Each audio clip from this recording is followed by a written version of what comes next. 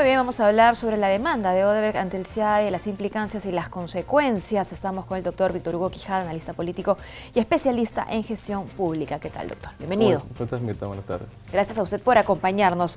El Perú se ha quedado sorprendido, indignado frente a esta demanda. El Estado peruano, en principio, como decía el premier, el presidente del Consejo de Ministros, ¿es posible que esta demanda prospere? Bueno, en primer lugar, que hay que precisar es que aún no se ha presentado la demanda, ¿no? Lo que hay es una solicitud arbitral en el cual después de ello el Estado peruano contesta, se designan árbitros, generalmente estos árbitros no pueden ser ni de Perú ni de Brasil. ¿Como una conciliación? No, se designan los árbitros, que es la Corte Arbitral. Esta petición se presenta ante la Corte Arbitral del CIADI, está dirigido por el Banco Mundial. De una vez que esté instalado el Tribunal Arbitral, hay un plazo para presentar la demanda. Sí es cierto que la petición arbitral es la base de la demanda. Entonces, lo que está pidiendo Odebrecht son tres cosas puntuales. Primero, la indemnización por 1.200 millones de dólares respecto al gasoducto surperuano, que es el proyecto más grande de la historia del Perú. Cuesta más o menos 30.000 millones de soles. Segundo, la segunda pretensión es dejar sin efecto la resolución del contrato y retrotraer a la etapa en la cual ellos eran propietarios del proyecto. Y la tercera es de que se les reconozca los gastos de inversión en infraestructura para pago a proveedores. Respecto a temas arbitrales, el Perú sí tiene la balanza en su favor respecto a los arbitrajes de inversión. Hay que recordar, como un paréntesis, que la forma de solucionar los conflictos en materia de contratación pública es a través de la vía arbitral y no la judicial, normalmente en lo que nosotros recurrimos al país. Claro. Cuando son contratos bajo la ley de contrataciones, los arbitrajes son nacionales. Ahí hemos visto, por ejemplo, el caso de los árbitros de Odebrecht, que lamentablemente ahí no existe un saldo a favor del Estado, pero sí a nivel internacional, de 17 arbitrajes, 14 han sido ganados por el Perú. Entonces, fuera de ello también existen dos, desde el punto de vista del derecho, existen dos causales por las cuales el Estado tranquilamente puede ganar. La primera es que la jurisprudencia internacional y la doctrina de las manos limpias jamás, los tribunales arbitrales internacionales jamás avalan contratos que derivan de la corrupción. Ahora, una cosa es el tema penal, que ya se ha discutido, que existe un convenio de colaboración eficaz de 4 proyectos, de la cual no está, y que no está incluido el gasoducto. Lo que tiene el gasoducto es un acuerdo de reconocimiento de culpabilidad respecto a privados, que tiene una cláusula progresiva en el cual se pueden incorporar otros funcionarios, es decir, ellos no han dicho hasta ahora qué funcionarios son los responsables. Pero no la empresa, sino individualidades, ¿no es cierto? Solamente respecto a privados, ¿no? Con terceros, pagos indebidos entre terceros, no hay un tema de corrupción directa. Pero el Tribunal Arbitral sí tiene esa potestad, esa autonomía para poder llegar a sus propias conclusiones sin necesidad del tema penal o de la colaboración o de elementos de comisión, pese a que en el convenio de colaboración eficaz se establece en sus puntos 141 y 147 en la sentencia de homologación que pueden utilizarse algunos elementos. Pueden, además del tema penal, utilizarse informes de la Contraloría que existen. Otros criterios, tiene autonomía propia el Tribunal Arbitral para llegar a esa conclusión. Y aparte de ello tiene la cláusula anticorrupción que puede ser válida. Entonces yo creo de que el Estado peruano tiene los argumentos técnicos legales necesarios para poder ganar, al menos respecto a la indemnización, que no procedería, respecto a la resolución, porque está bien resuelto, porque hay que recordar que en ese entonces ya había concluido el plazo para que la empresa Odebrecht, que era consorciada con Enagás y con Graña y Montero, cierre financieramente el proyecto. ¿Y qué es esto? Es decir, no había el capital para apalancar el proyecto, no tenían liquidez para ejecutar el proyecto, por eso que solamente la tercera parte llegaron a ejecutar. Entonces, al no llegar al cierre financiero, porque no demostraban solvencia económica, se resolvió. Entonces, el Estado peruano no ha tenido ningún incumplimiento respecto al contrato, más allá del tema de corrupción, que seguramente van a ser argumentos de la Procuraduría para poder ganar. Pero una cosa sí hay que precisar. Una cosa es el tema de la indemnización, un tema es la resolución que no procedería, y la otra es el reconocimiento de los gastos de inversión en infraestructura para pago a proveedores. Recordando estas tres solicitudes que podrían tener la demanda. Exacto, ¿no es y eso no creo que se discuta en el fondo del arbitraje.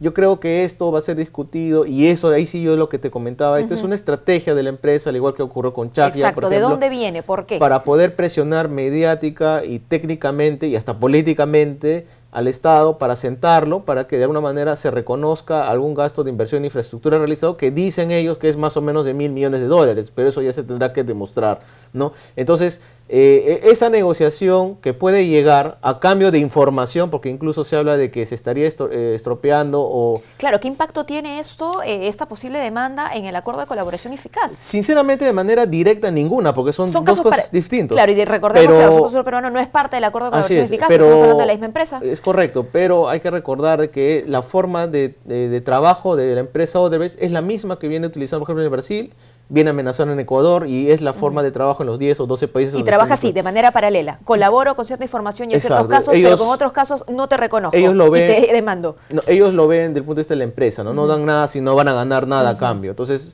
de manera indirecta están limitándose a dar información en ese convenio y presionando por el otro lado a través de la demanda. Que seguramente el Estado puede ganar la demanda, sí, pero que están utilizando esto mediáticamente y técnicamente para poder presionar al Estado para que de alguna manera le reconozca estos gastos, que puede ser en el arbitraje, a través de una conciliación, si queremos llamarlo en términos simples, fuera del arbitraje, a través de un nuevo convenio de colaboración eficaz, una ampliación del convenio de colaboración eficaz, o finiquitando este acuerdo de responsabilidades que tiene una cláusula progresiva. Entonces, a cualquiera de estos o a través de una medida cautelar dentro estamos hablando de supuestos. De supuestos, ¿no? Escenarios que se pueden dar. Entonces, yo creo que esto es más una estrategia de la empresa de tratar de presionar de alguna manera al Estado para que le reconozca estos gastos de inversión, que dicho sea de paso, son gastos de inversión en infraestructura que sí existieron y que generalmente los perjudicados son los acreedores, los subcontratistas, claro. Los que hicieron la inversión. Exacto, ¿no? Que generalmente son empresas pequeñas y medianas. Entonces, si es que eso se podría asegurar, yo creo de que no habría ningún problema, pero de que esta demanda arbitral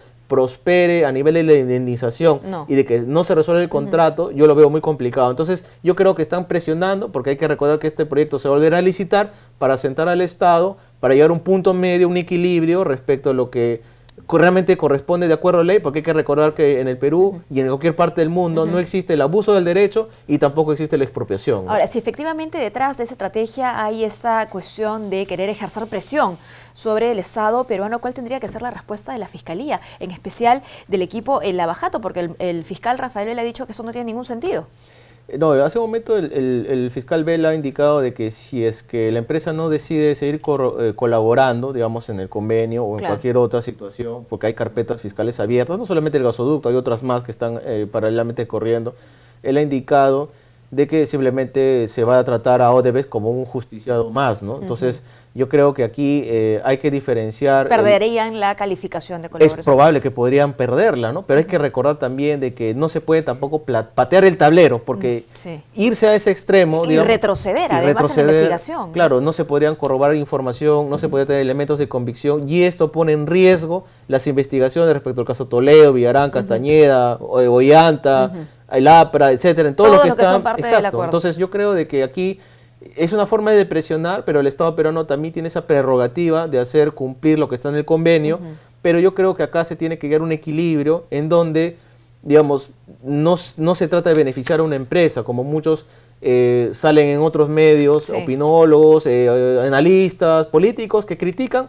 Claro, porque a ellos les conviene que se caiga el convenio, que se caiga lo avanzado, porque para mí, más allá del tema técnico que estamos conversando acá, hay un trasfondo político. Entonces, fuera de ello, yo creo de que el Estado ni tampoco la empresa pueden patear el tablero. Tiene que sentarse, seguramente, al igual que quiso hacer Graña y Montero, tratando de demandar al Estado peruano para conseguir un convenio de colaboración, porque al fin y al cabo, lo único que tratan de ellos de resguardar es su patrimonio, el poco patrimonio que tienen porque se han declarado en quiebra en Brasil, en los Estados Unidos. Tienen en deudas más de 22.500 millones de soles. Entonces, como cualquier empresa, ellos se ponen del lado de querer de alguna manera reactivar o tener algo de patrimonio, sobre todo para cumplir con los terceros, ¿no? Y ahí sí el Estado podría, digamos, incidir en que realmente ese dinero sea para ese fin y no para otro. Y para eso se pueden constituir, por ejemplo, fideicomisos, patrimonios autónomos, como se ha venido trabajando. Hay salidas. En el mejor de los casos, entonces, el acuerdo de colaboración eficaz tendría que seguir su curso y, por otro lado, esa posible demanda.